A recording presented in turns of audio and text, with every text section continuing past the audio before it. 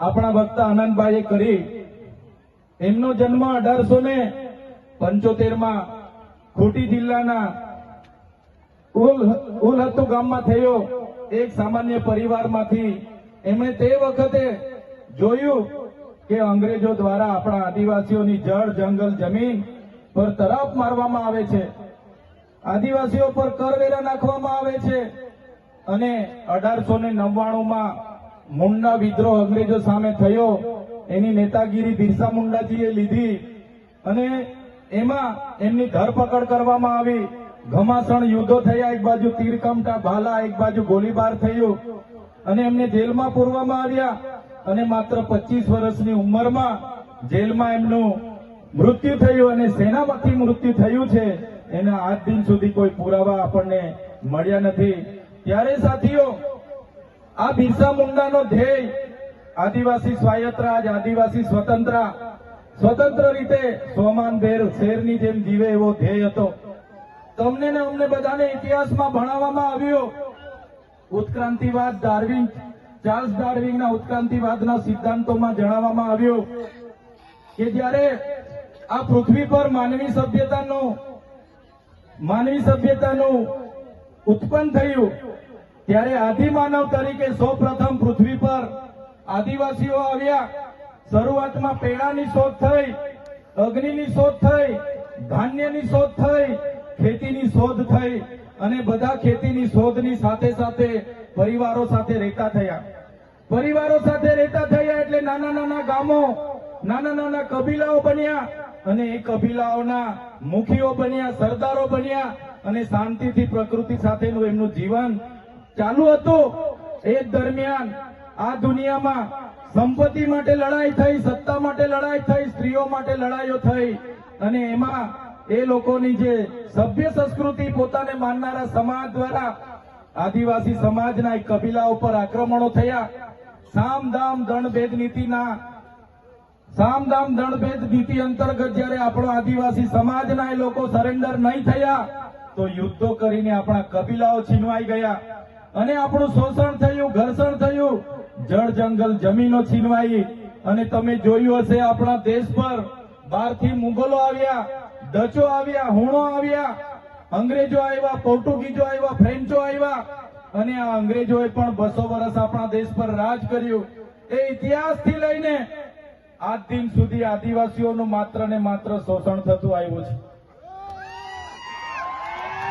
ત્યારે આદિવાસીએ આઝાદીની લડતમાં પણ તમે જોયું હશે, તમે બિરસા મુંડાનો ઇતિહાસ વાંચશો, તમે ગુરુ ગોવિંદનો ઇતિહાસ વાંચશો, ટાટિયા મામા ખાદ્ય નાયકનો ઇતિહાસ વાંચશો, તમે માનગઢ ધામમાં થયેલો હત્યાકાંડનો ઇતિહાસ વાંચો, તમે દડવાડામાં પાલ દડવામાં થયેલો હત્યાકાંડનો ઇતિહાસ વાંચો, તો આ ઇતિહાસમાં આદિવાસીઓએ અંગ્રેજોને હંપાવ્યા પણ કૂટનીતિ કરીને અંગ્રેજોએ આપણા લોકોને નરસંહાર કરી અને આપણા વિસ્તારમાં આપણા ક્રાંતિકારી લોકોને શહીદી વહોરવી પડી. દેશના આઝાદીમાં આપણું આટલું મોટું યોગદાન હતું. દેશ આઝાદ થયો, દેશમાં લોકશાહી આવી, લોકશાહીમાં દેશમાં બંધારણ બન્યું અને બંધારણની કલમમાં 444, 244, 13 કમાં આપણા વિસ્તારને 5મી અનુસૂચિ તરીકે જાહેર કરવામાં આવ્યો. એ જ પ્રકારે દેશના આસામ હોય, સિક્કિમ હોય, મિઝોરમ હોય, નાગાલેન્ડ હોય, મેઘાલય હોય, તમામ રાજ્યોને અનુસૂચિ 6 અંતર્ગત સમાવેશ કરવામાં આવ્યો. ત્યારે અનુસૂચિ 6 ત્યાં લાગુ કરવામાં આવી અને ગુજરાતમાં આજ દિન સુધી અનુસૂચિ 5 લાગુ કરવામાં નથી આવી. અને આ સત્તામાં બેઠેલા લોકો અનુસૂચિ 5 લાગુ હોવા છતાં પોતાનો સત્તાનો દુરુપયોગ કરીને આદિવાસીઓની જમીનો છીનવી રહ્યા છે, આદિવાસીઓના ખનીજો છીનવી રહ્યા છે, કુદરતી સંપાદનો છીનવી રહ્યા છે. રોડના નામે, ડેમના નામે, આ વિસ્તારમાં કોરિડોરના નામે, જીએમડીસીના નામે, હાઇડ્રો પાવરના નામે, જીઆઈડીસીઓના નામે, સરકારી આવાસોના નામે, સ્ટેચ્યુના નામે આજે આદિવાસીઓને એમની જમીનો છીનવાઈ રહી છે. આજે આખા દેશમાં 80 લાખ આદિવાસીઓ વિસ્થાપિત થયા છે. એ આ સરકારો દ્વારા કરેલી દેન છે સાથીઓ. આજે ગુજરાતમાં, આજે દેશમાં 8% આદિવાસીઓ છે. 2011ની વસ્તી ગણતરી પ્રમાણે 11 કરોડથી પણ વધારે દેશમાં આદિવાસીઓ છે. આજે ગુજરાતમાં 15% આદિવાસીઓ છે. 1,25,00,000 આદિવાસીઓ ગુજરાતમાં છે. 29 જાતિઓ ગુજરાતમાં આદિવાસીઓની છે. આજે તમે મને બતાવો કયા ક્ષેત્રમાં આદિવાસીઓ 15% છે, બતાવો મને. તમે સચિવાલયમાં જશો, આદિવાસીઓનું લિસ્ટ તમે માંગજો. તમે હાઈકોર્ટના જજની યાદી જોઈ લેજો. તમે ઇન્ડસ્ટ્રીયલના આપણા આદિવાસીઓને કેટલા લાભો મળ્યા છે જોજો. તમે રિયલ એસ્ટેટમાં આપણા આદિવાસીઓની સંખ્યા જોજો. ત્યારે આઝાદીના 78 વર્ષમાં સરકારોએ માત્ર ને માત્ર આદિવાસી બજેટમાંથી અમૃત મહોત્સવો કાઢે છે, વિકાસ મહોત્સવો કાઢે છે, ગૌરવ યાત્રાઓ કાઢે છે અને પોતાના તાઇફાઓ કરે છે. ત્યારે હવે આપણે બધાએ જાગી જવાનું છે અને આ સરકારને 2027માં ઉખાડીને આપણે ફેંકી દેવાની છે. સાથીઓ, અમે 4 વર્ષ પહેલા જનનાયક બિરસા મુંડાજીની પ્રતિમા ડેડિયાપાડામાં સ્થાપના કરતા હતા અને એમના વિચારોને ઉજાગર કરવા માટે, એમના વિચારોમાંથી આવનારી પેઢી પ્રેરણા લે એ માટે અમે ત્યાં પ્રતિમા સ્થાપિત કરતા હતા. ત્યારે આ ભાજપના સાંસદ મનસુખભાઈ વસાવા, 3 જિલ્લાની પોલીસ અને એમના આરએસએસ વાળાએ આપણને ત્યાં પ્રતિમા સ્થાપતા અટકાવી દીધા હતા અને પ્રતિમા સ્થાપતા આપણા ઘણા લોકોને ડિટેન કર્યા હતા. 3 જિલ્લાની પોલીસ અમને પકડવા માટે આવી હતી, છતાં આપણે એમનાથી ડર્યા નથી અને બિરસા મુંડાની પ્રતિમા ડેડિયાપાડામાં સ્થાપિત કરી છે.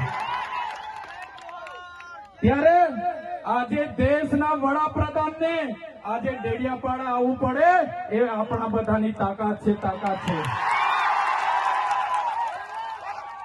ત્યારે વડાપ્રધાન ડેડિયાપાડા આવે છે ત્યારે લોકોને ભેગા કરવા માટે 500 કરોડ આદિવાસી બજેટમાંથી જોગવાઈ કરવામાં આવી છે. હજારો બસોની વ્યવસ્થા કરવામાં આવી છે અને બધા કર્મચારીઓને એમાં લગાડી દેવામાં આવ્યા છે. આજે ડેડિયાપાડાના ગામડાઓમાં ટીડીઓ ના મળે, તલાટીઓ ના મળે એવા ગામડાઓની ગલીઓમાં આ ગુજરાતના નાયબ મુખ્યમંત્રી, એમના મંત્રીઓ, એમના સાંસદો, એમના ધારાસભ્ય ડેડિયાપાડાના ગલીઓમાં 4 દિવસથી ફરે છે. જે લોકો એસી ચેમ્બરોમાંથી બહાર નહોતા આવતા, જે લોકો ગાંધીનગરમાં પડે ફતારીએ રહેતા હતા, એ લોકોને ગામડે ફરતા કરી દીધા. એ આપણી બધાની તાકાત છે ભાઈઓ. ત્યારે નરેન્દ્રભાઈ મોદી આપણા કુળદેવી માતાના દર્શને જવાના છે. દેવ મોગરા એ મહારાષ્ટ્ર, મધ્યપ્રદેશ, ગુજરાત અને રાજસ્થાનના લાખો લોકોનું આસ્થાનું કેન્દ્ર છે અને દેવ મોગરા જઈને રાજનીતિ જયારે કરવા માંગે છે ત્યારે નરેન્દ્રભાઈ મોદીને હું આ મંચ પરથી કહેવા માંગુ છું, તમને જો આદિવાસીઓ માટે હિત હોય તમે દેવ મોગરા જજો, તમે હિજારી લઈને આવજો, તમે મવડાનો ચોખ્ખો દારૂ 1 બોટલ લઈને આવજો, તમે એક મરઘો લઈને આવજો, એક બકરો લઈને આવજો. દર્શન કરીને એની પ્રસાદી કરીને તમે ત્યાં જ જમીને પછી જજો. ત્યારે અમે માનીશું કે તમે આદિવાસીઓના હિતેચ્છુ છો. તમે આદિવાસીઓ માટે આજ દિવસ સુધી તમે 24 વર્ષથી રાજનીતિમાં છો. આગળ મુખ્યમંત્રી હતા, હમણાં વડાપ્રધાન છો.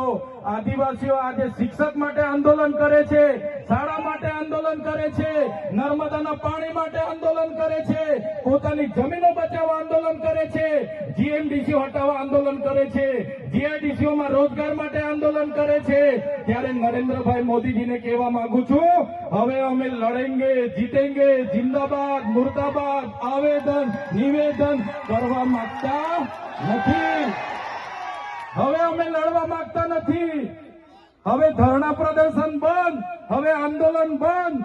જો અમારી 5મી અનુસૂચિ, જો અમારા પૈસા, જો અમારી અનામત, જો અમારી 73 એની જમીનોને આવનાર દિવસોમાં જીએમડીસીના નામે માગશો, માલસામોટ પ્રોજેક્ટના નામે માગશો, હાઇડ્રો પ્રોજેક્ટના નામે માગશો, અણુ મથકના નામે માગશો, તો અમે આંદોલન નથી કરવાના, અમે નેપાળવાળી કરવા માટે ગાંધીનગર આવવાના છે. અમે નેપાળવાળી કરવા માટે ગાંધીનગર આવીશું. તે દિવસે તમારો ને અમારો સામનો થશે તે દિવસે ખબર પડશે ઓરિજિનલ આદિવાસીઓ કોણ છે તે. ત્યારે કેટલાક મીડિયાવાળા મિત્રોએ મને પૂછ્યું, તમારા ડેડિયાપાડામાં નરેન્દ્રભાઈ મોદી આવે છે, તમારું બધું પૂરું થઈ જાય. ત્યારે મેં મીડિયાવાળાને મિત્રોને કીધું, નરેન્દ્રભાઈ મોદી આવીને જાય પછી એમના મિત્ર ડોનાલ્ડ ટ્રમ્પને પણ લઈ આવજો. અમારા લોકોને ક્યાંય ફેર પડવાનો નથી. હવે અમારા લોકો જાગી ગયા છે, અધિકારોની વાત કરીએ છીએ. સંવિધાન અધિકારો અમને આપો, સામાજિક અધિકારો આપો. અમને જે મળેલી અમારા અધિકારોની વાત અમે કરીએ છીએ ત્યારે અમને ખબર પડી ગઈ કે આદિવાસી સમાજ હવે જાગૃત થયો છે.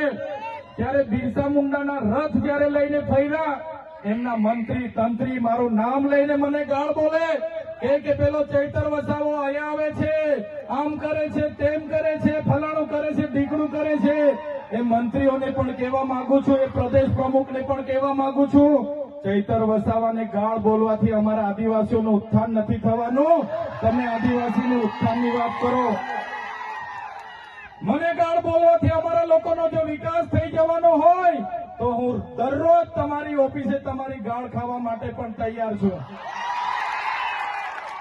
સાથીઓ, અમે આનંદભાઈ સાથે વિધાનસભામાં લડીએ, રોડ પર લડીએ, સદન પર લડીએ અને આદિવાસીઓની ન્યાયની વાત કરીએ, અધિકારની વાત કરીએ.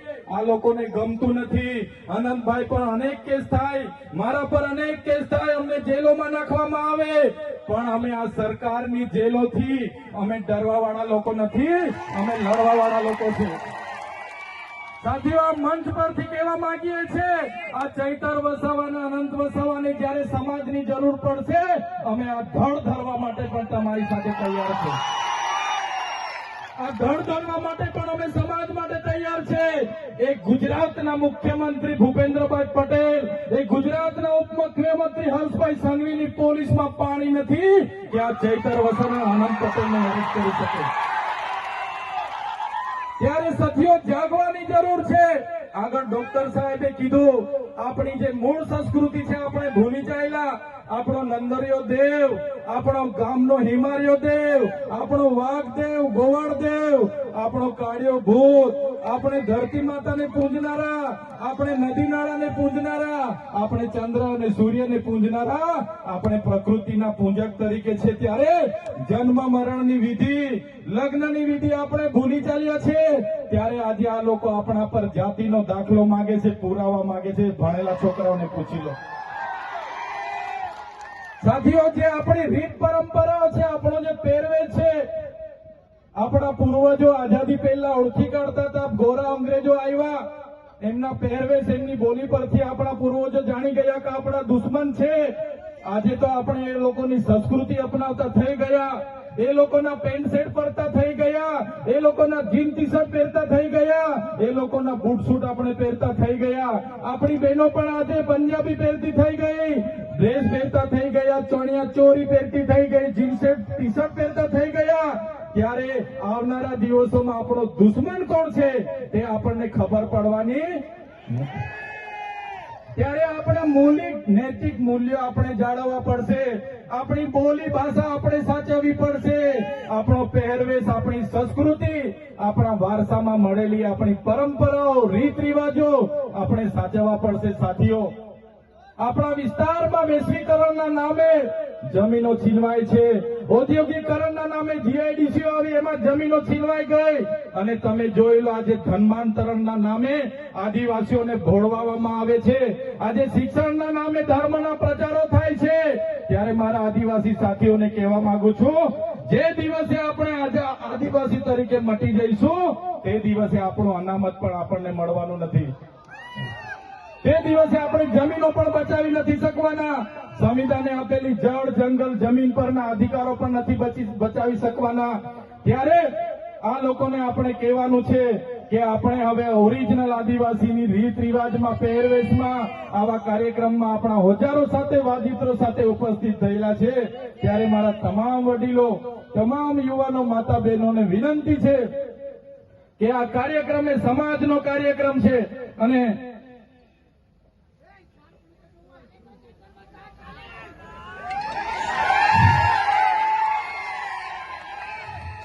આજનો આ કાર્યક્રમ એ આપણી સમાજની તમે એકતા બતાવી છે.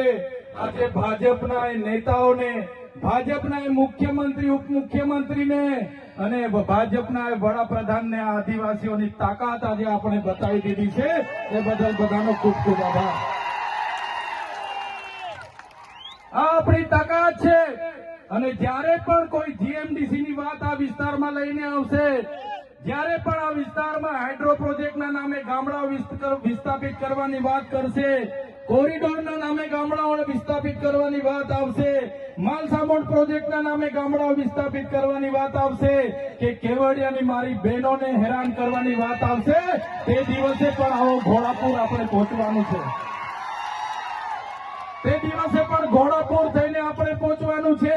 ત્યારે મારા સાથીઓ, મારા વડીલો, મારા યુવાનો, બાળકો, સૌ તમે પોતાના વિસ્તારમાંથી પોતાના રોટલા ખાઈને, પોતાના ભાડે થઈને તમે અહીંયા પહોંચેલા છો. ત્યારે આ જ તમારો ભાવ, આ જ તમારા અમારા પ્રત્યેનો પ્રેમ, આ જ તમારો સહકાર અમારી તાકાત છે.